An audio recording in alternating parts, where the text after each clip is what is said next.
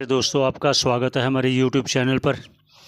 सनातन संस्कृति संचार के द्वारा हमारा प्रयास है कि हम सबको जो शास्त्रों का अध्ययन कर रहे हैं उनके प्रवचन आपको भी सुनाएं, आप भी लाभ उठाइए। सभी के मंगल की कामना करते हुए आइए शुरू करते हैं। हम सब मिलकर श्रवण करते हैं महापुरुषों के प्रवचन। आइए। यदि शरीर को लेके पूछते हो देह दृष्टि से, मैं आपका सेवक हूं। आप मेरा स्वामी है, मैं आपका सेवक हूं, दास हूं। जीव दृष्टि, हाँ, जीव दृष्टि से यदि पूछते हो, आप उपासक है, मैं उपास्य है, आपका मैं अंश हूं। ममेवांशो जीवलोके, मैं आपका अंश हूं। किंतु आत्म दृष्टि से यदि पूछते हो, ज्ञान दृष्टि से, आप ही मैं हूं, मैं ही आप, तो भेद कहा? भेद नहीं है। इसलिए जो उपासना करके जो मन की जो चंचलता है आपने विक्षेप हटा दिया, तो भी आपको पूर्ण सुख नहीं मिल रहा है। पूर्ण सुख नहीं मिल रहा है वहां भी। तभी जाके आपको स्वस्वरूप का ज्ञान होना चाहिए, आत्मस्वरूप का। उसको जो बता रहे उसको बोल दे ज्ञान कांड। तो इसलिए वेद का मतलब है ज्ञान समुदाय, कर्म विषयक ज्ञान, उपासना को बताने वाला ज्ञान और आत्मा को बताने वाला है। तो इसलिए ऐसा जो वेद है, एक होने पर भी भगवान वेद व्यास और महापुरुषों ने उसको 4 भाग में विभक्त किया। वेद एक ही है, मंत्रों को लेकर, और उसमें विशेष कुछ कर्मादि है, कुछ अनुष्ठान आदि है, इन सबको लेकर उसका भेद किया। ऋग्वेद है, यजुर्वेद है, सामवेद है, अथर्ववेद करके 4 भेद से। उसमें भी ये जो कैवल्य उपनिषद है कृष्ण यजुर्वेद का, यजुर्वेद का भी 2 भाग है, शुक्ल कृष्ण। एक शुक्ल यजुर्वेद, एक कृष्ण यजुर्वेद। स्वाध्याय में आप लोग सुनेंगे बृहदारण्यक, ये शुक्ल यजुर्वेद का है, वाजसेनीय शाखा का है, ईशावास्य भी शुक्ल यजुर्वेद का है, और ये है कृष्ण यजुर्वेद है। जैसे कठोपनिषद है, ये कृष्ण यजुर्वेद का है। महाराज, एक ही वेद होने पर शुक्ल और कृष्ण क्यों हुआ? वेद में भी कोई काला है क्या? उसमें विष्णु पुराण में एक आती है आख्यायिका। आख्यायिका कहते हैं किसी तत्व को समझाने की एक प्रकार की शैली, कथानक शैली।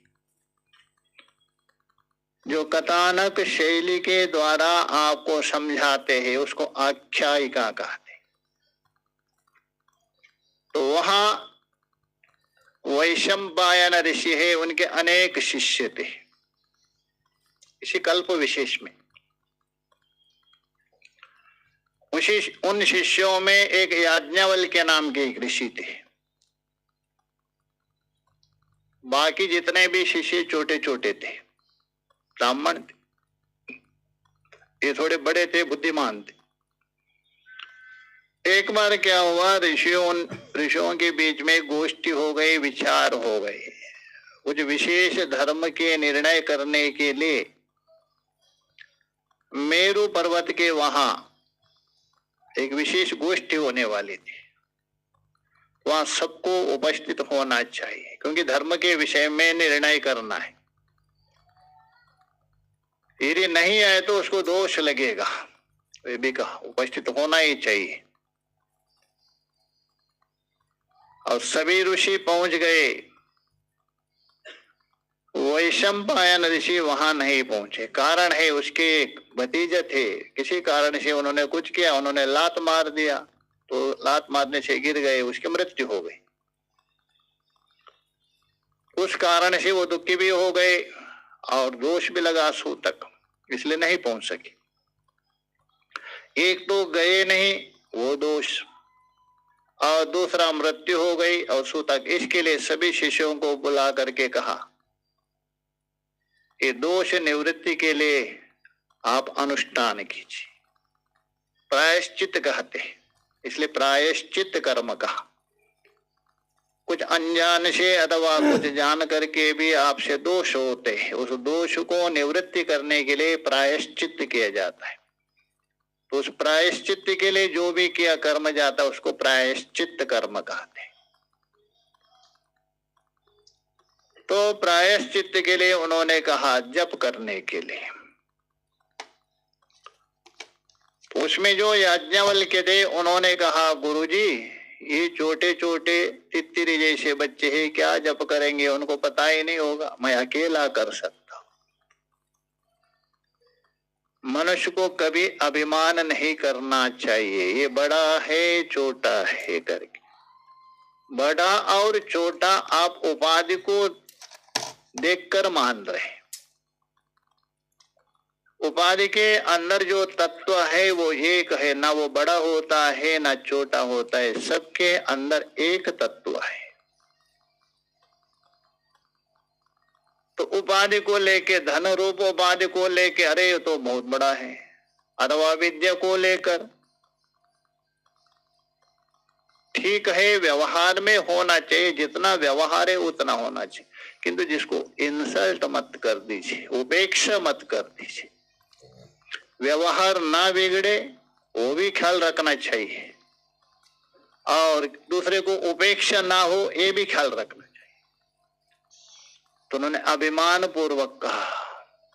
तो वैशंपायन ऋषि ने सोचा, अरे जो ब्राह्मण बच्चों को अपमान कर रहे थे तितरी बच्चे करके, तो उन्होंने कहा आपने मेरे पास विद्या ग्रहण नहीं किया, यदि विद्या ग्रहण किया हो तो आपके अंदर ये अभिमान कहां से आया, आप अधिकारी नहीं है, इसलिए मेरी विद्या वापस करो। तो उसी समय में उन्होंने योग बल के द्वारा उस विद्या को वमन किया, उल्टी किया था।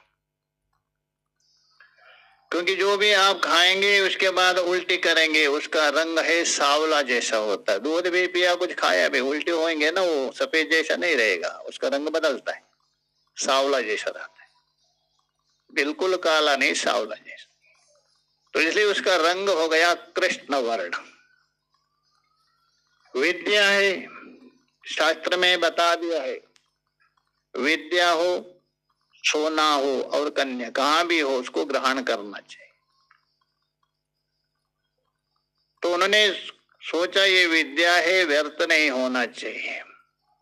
सभी ब्राह्मण बालकों को कहा तुम तितरी का रूप धारण करके उसको ग्रहण करो। तभी तैतरीय शाखा हो गई, उसका रंग सांवला होने से कृष्ण यजुर्वेद से प्रसिद्ध। याज्ञवल्क्य के पास विद्या नहीं रही, क्या करे, इतने बड़े विद्वान थे। गुरु जी को प्रणाम करके उसको मालूम पड़ा मैंने गुरु जी को अपमान किया है, किंतु अंदर थोड़ा स्वाभिमान भी था, अभी इनसे नहीं पढ़ना है, दोनों था। प्रणाम करके आशीर्वाद लेके गए, भगवान सूर्य की उपासना की। तो सूर्य की उपासना करने के बाद भगवान सूर्य प्रत्यक्ष हो गए। उसी सूर्य भगवान के द्वारा उन्होंने विद्या प्राप्त किया, इसलिए भगवान सूर्य के शिष्य हैं। तो इसलिए वहां से जो प्राप्त होने से वो शुक्ल यजुर्वेद हो गया। यहाँ तब सूर्य से आने से वो शाखा भी प्रसिद्ध हो गई। तो ये जो उपनिषद है कृष्ण यजुर्वेद का,